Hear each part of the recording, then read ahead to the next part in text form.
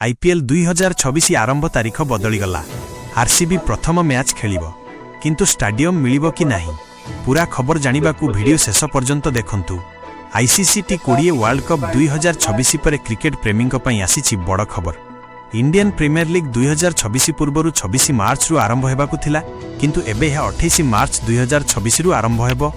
Board of control for cricket in India पक्षरु मिलिथिबा सूचना अनुसार तमिलनाडु, पश्चिमबंग, आसाम एवं केरल रे आसंता दिन रे विधानसभा निर्वाचन थिबारु सुरक्षा कारण रे IPL कार्यसूची रे परिवर्तन करा जायछि।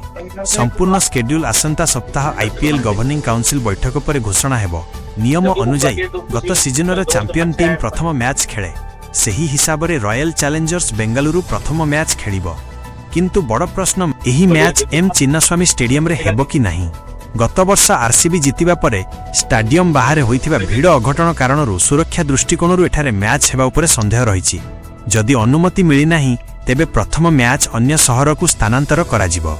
IPL 2026 गुरुत्वपूर्ण तारीख आरंभ 28 मार्च 2026 फाइनल 31 में 2026।